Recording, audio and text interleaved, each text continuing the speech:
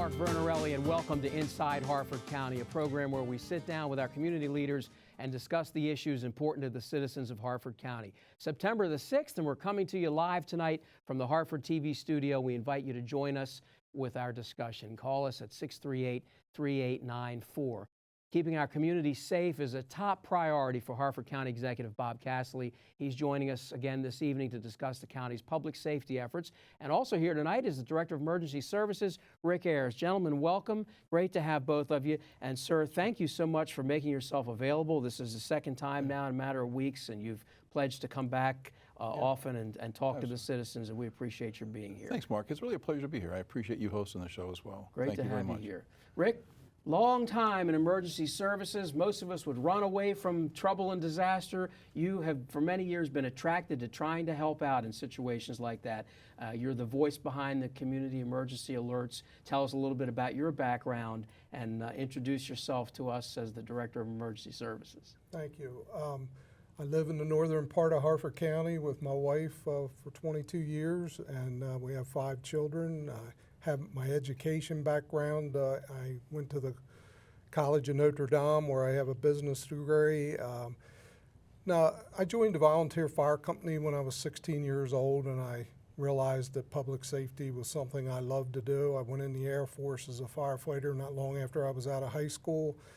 After my stint in the Air Force, I was fortunate enough to get hired by Harford County in 1984, so I'm getting ready to start my 40th year with the county.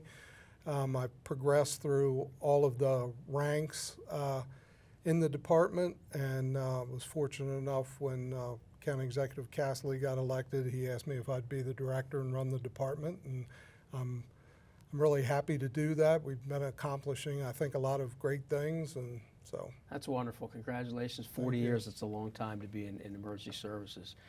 Sir, you've had now, I guess, 9 months.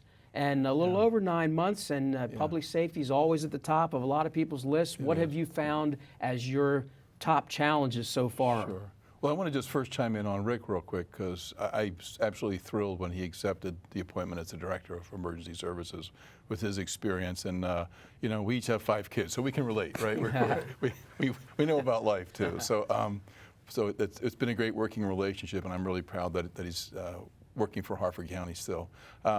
So top priorities, you know, public safety includes both your police and your EMS, fire and EMS. On the police side, you know, coming in with all the changes in policing, one of the biggest challenges we had was just retaining good officers. There's a police shortage, so the good guys are pretty marketable, and they can justifiably go where the higher pay is. And there's also tough recruiting police officers right now, as you can imagine, in this climate. So it's critical that Harford County retain the good officers that we have. And so in our budget that for 2023, we made sure that we allocated additional $6 million to provide all of our deputies with a substantial salary increase. And we funded over $2 million in technological improvements for our police and many more for EMS and the like. But one of our biggest challenges has been in the area of our ambulance service.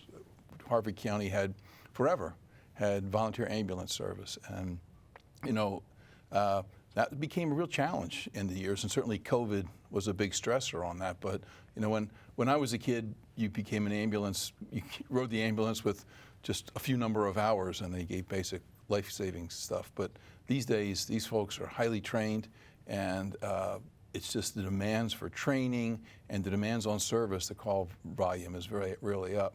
So that made real challenges for our volunteer services. And so when I came into office in about January, the EMS Foundation, which is a conglomeration of all the EMS providers, the volunteers throughout the county who had been coordinating the volunteer ambulance service, came to me and my senior folks and said, look, you got to take this over. I was like, well, can we wait a while? I said, no, you got to take this over now. So I was really fortunate to have Rick and his team and the rest of the county team. But in rather short order, we purchased the ambulances. We staffed up those 16 new ambulance units.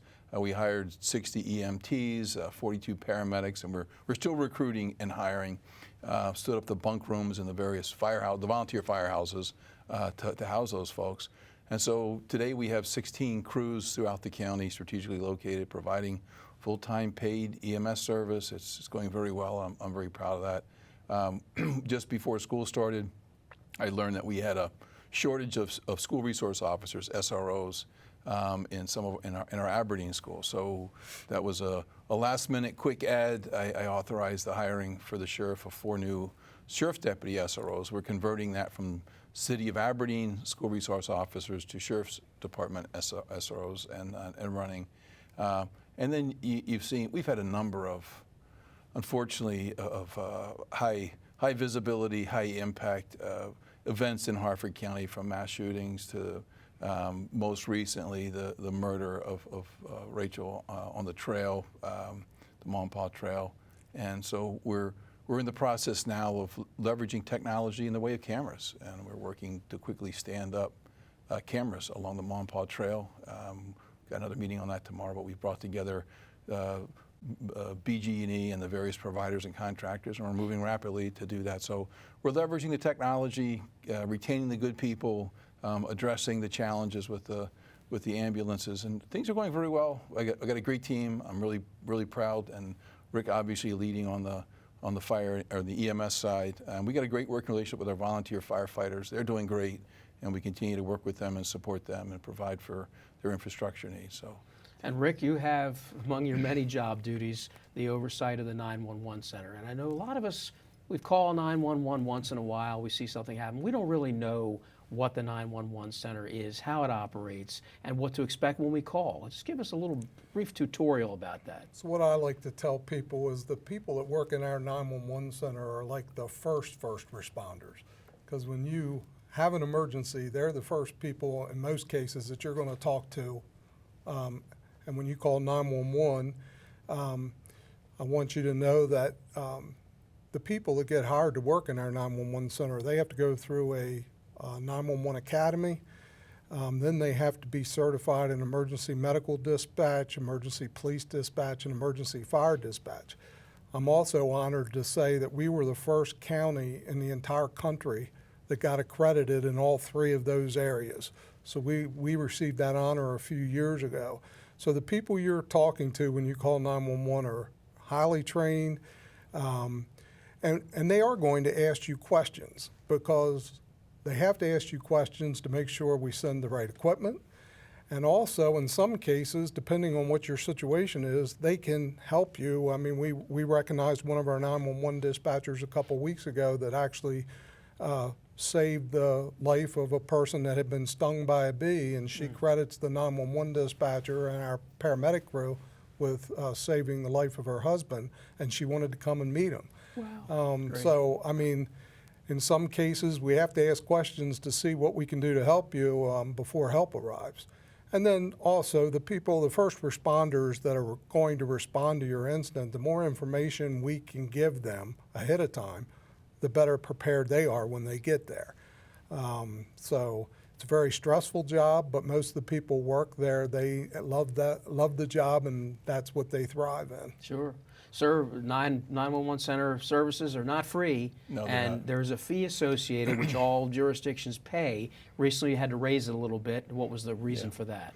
Yeah, so look, first I chime in with Rick that I go up to the center frequently, just checking, and the work they do is amazing.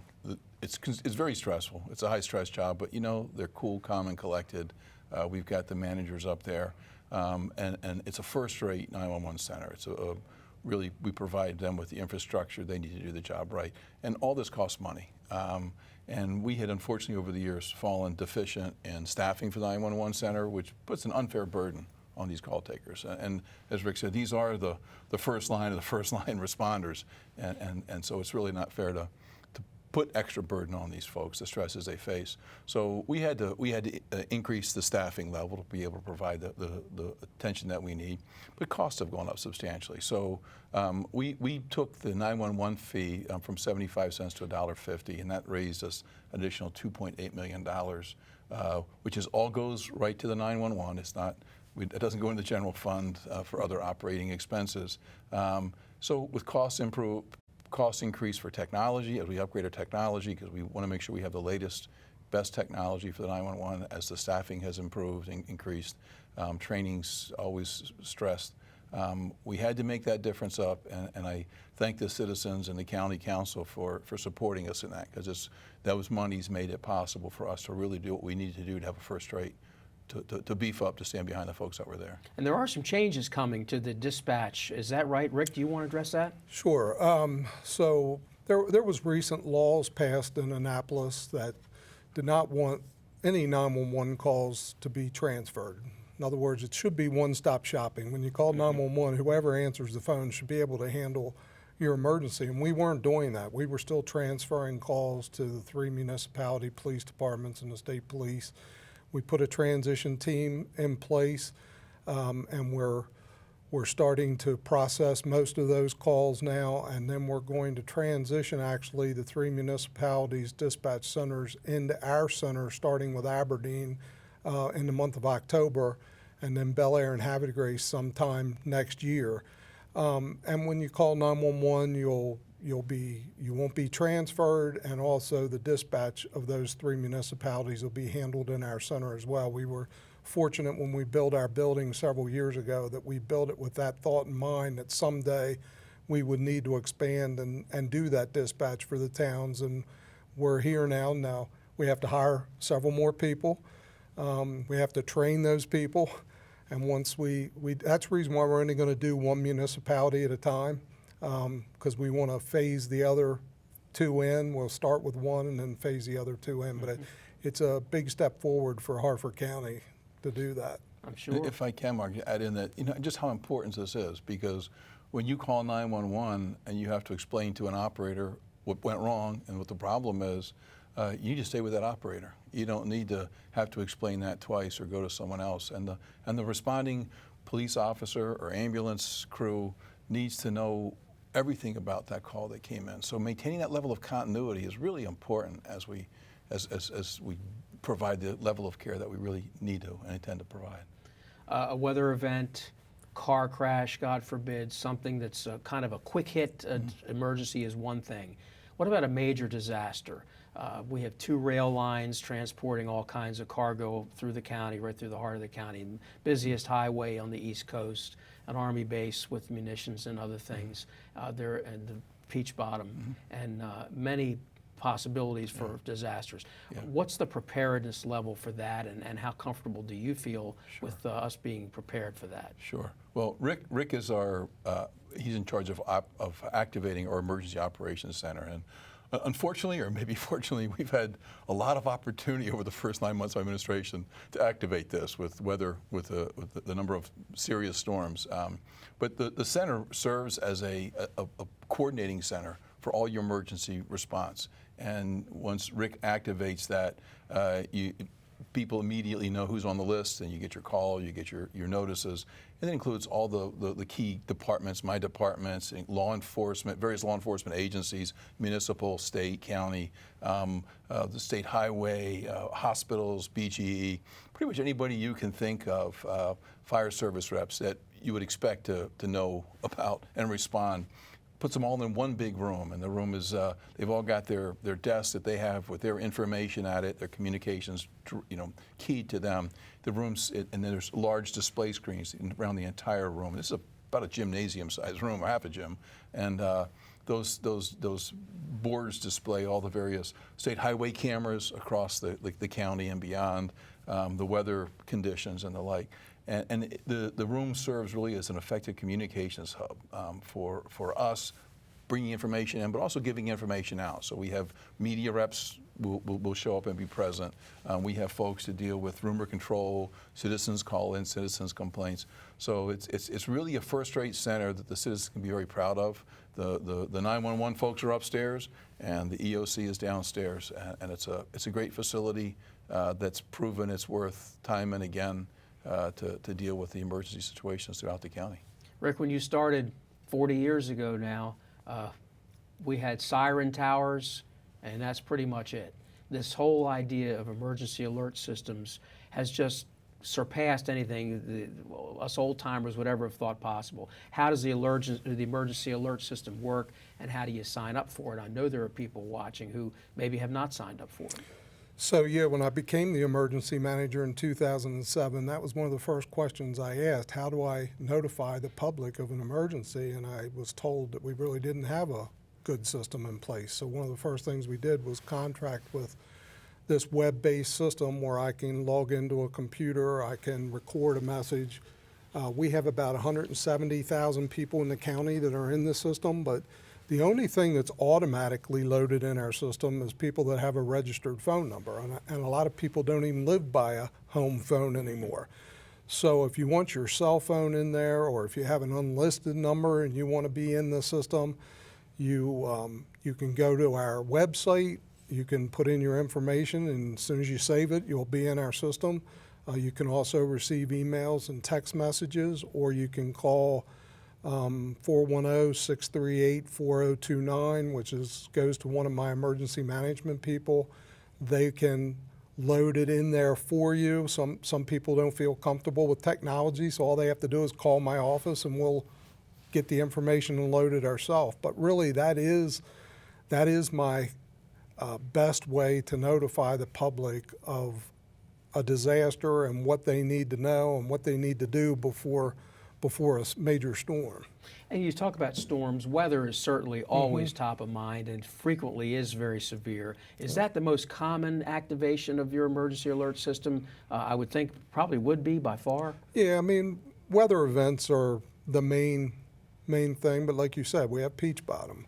We have Aberdeen Proving Ground. I mean, we activate for any large police incident where we support our law enforcement from the EOC. So it's not the only thing we use our system for, but you are correct. I mean, it's used more for weather events than anything else. And how about Peach Bottom? Right across the border, out of state technically, but do you feel like the lines of communication are good and you've got a handle on how to react in, God forbid, a case of an emergency? Well, fortunately for us, the federal government makes us drill on an incident at Peach Bottom every 2 years, where they bring federal evaluators into our EOC.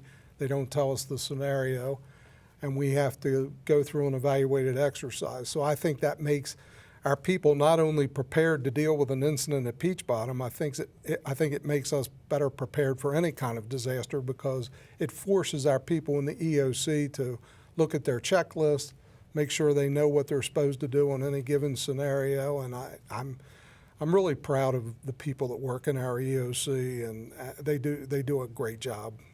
Mr. Cassilly, I'll just chime in on that. I was just going to say, please do. Yes. Yeah, I mean, so Rick and I are both prior military folks, so we come from that culture that says the next emergency is not if but when, right? And so we both have the philosophy that using the EOC for the bad stuff, we're on borrowed time, right? That stuff that's just that military training. And when I was doing my initiation in my office before actually I was sworn in, and Rick and I sat down and had a discussion, and we agreed that I would go from my swearing-in ceremony at Harford Community College, and once that was done, me and all my directors would report to the Emergency Operations Center, where Rick conducted a Peach Bottom scenario. And so we went over, he provided us with all of our emergency contact stuff, registers all in the system. Once we were all registered in the system, we hit the desks and in the EOC and ran through there's a major malfunction in Peach Bottom, and we went through those scenarios. So yeah, the Peach Bottom is, and like you say, those other scenarios, it's not just about weather. There's a lot of other bad stuff that can happen, and so we relate to each other on that. We got to do the training, do the preparation, and it's paid off time and again for us. How about a public safety complex that integrates things? There's a lot of, I know you're talking about that. You're thinking about something that would help to bring everybody together. What's the plan for that? So we've had a couple of safety complex requirements brought to my attention. When I first came into office, one of the first ones was that the sheriff has requested a sheriff's training center. Of course, they've got the existing training center at the community college, but they would like a new state-of-the-art center. The sheriff would like additional precinct offices. We need an additional ambulance for our now county-owned ambulance station. We need the fire companies need additional satellite offices. So there had been a proposal to do this at the former Heat Center out on Route 22 near Aberdeen, and we evaluated that, and I just concluded with my staff that that was not the best option. That what we really want to do, we were talking a $30+ million investment, and so we've had commissioned some engineering firm to discuss that and look at it, and what I think their recommendation, which I think has a lot of merit, is a joint training center that's all of our emergency services. So you would combine, because they operate together, so this would be police, fire, emergency services, 911, all at a central training facility, and also provide at that location that additional firehouse, that additional police station, that additional training facility, all those additional ambulance locations. So combining that and really creating that sense of joint operation, interoperability is what I think is really sounds like the best way to go with this. We've got some additional work to do, but I just know people have to work together, and if we get a space that's large enough is what I'm hoping, that we can add things in like an indoor range and storage bays and even an outdoor training mock village. Throw a mock village in there so that they can get practice responding to a simulated site. So training is important. You know, in emergency services, you train, and so we need to do training right. Policing is very expensive, and the risk of failure are very high, and ditto for ambulance services, ditto for our fire folks and the 911 folks. So with the cost of failure of inexperience being so high, it's well worth it for us to invest in a training center that really sets Harford County up for the future. What's a reasonable time frame, a realistic time frame for something like that? You know, we currently have folks in training centers. We're working now on some deals to try to put some stuff out there. I mean, you're looking at a couple of years before we're ready to totally, you know, cut the ribbon. I think just because that's the way, you know, with construction costs. But we can try to expedite stuff, but you know, realistically, we want to do it right. You don't want to.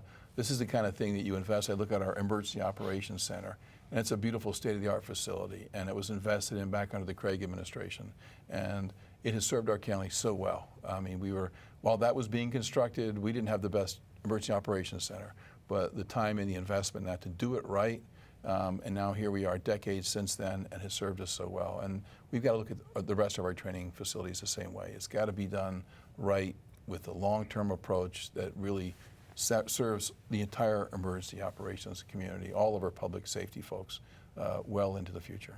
Rick, meantime, we have very strong hazmat and tactical rescue teams. Talk just a little bit about the fire side and the rescue side there. So the what we call the special operations team is under my department, and they're very highly trained people that have specialized training in hazardous materials, where they respond out to chemical spills and you name it. You mentioned what goes up and down the railroads and the roads in Harford County every day. We're probably fortunate that we don't have more major hazmat calls than we do.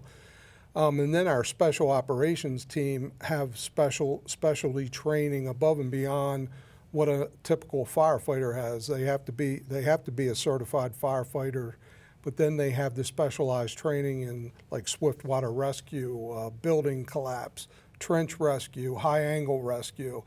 And those things take a lot of training. They have to practice all the time.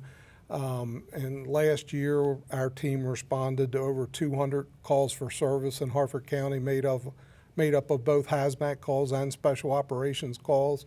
And I'll give you an example. We had a person a couple years ago that was rafting down Deer Creek and got his leg caught under a rock. And our team had to go into Deer Creek, and they had to call the GO team from shock trauma. They thought they were going to have to amputate the guy's leg, and they were able to rescue him, save the man's leg. It's just, they do just such a great job. That's wonderful. Yeah. You must be proud sitting here listening to this, sir, knowing that you have such good emergency preparedness in the county. I'm proud every day. You talk to these folks and the acts of heroism they're involved in. These folks deal with some really mentally disturbing things that they have to live with. They deal with some really dangerous situations, just really challenging. And a lot of them are pretty young kids. I mean, young people, and they deal really well with it. And I'm very proud of each and every one of them every day. I never hesitate to stop by and thank them for that. For their Quickly, service. let's touch on prepare because you care. That's an important thing that maybe a lot of people don't know about. Yeah. Well, look, what we noticed in the county over this year, you never know when your piece of the county is going to get cut off because the highway closed, when the power is going to go down, and it can be for extended periods of time. So have a plan. Have a plan for your family. How do the kids contact the parents back when the power's out and they're stuck on school and the parents are at home 10 miles away? Have supplies. Have supply kits. Make sure you get that reserve food supply that you can sustain yourself. And stay informed. You're not going to always have that internet. You're not going to always have the cable TV. Purchase the radio so you can, the regular old-fashioned radio, so you can have that for when problems, with the batteries and all that. So you can turn it on and find out what's happening where people are. So that's just some of the key things. Rick may have some more. Well, I mean, we also teach a prepare because you care class, and we usually strategically locate them around the county 3 or 4 times a year. It's one night a week for 4 weeks. We just give people basic preparedness training. Law enforcement gives them some basic training. We teach them how to do CPR, and the whole concept is if your county gets hit with a major disaster and help's going to be a while before they get to you, they can they have some kind of knowledge on how to help. Rick, 40 years in, congratulations. Thanks for your service. Sir, thank you very much for being here again. Mark, thanks very much. We really appreciate it. We'll look forward to seeing you again soon. It's a pleasure. Thank you. We thank you for watching Inside Harford County, airing exclusively on Harford TV. This program is going to air the rest of September on Wednesdays at 7 in the evening. Join us again next month. I'm Mark Vernarelli. Thank you again so much for watching.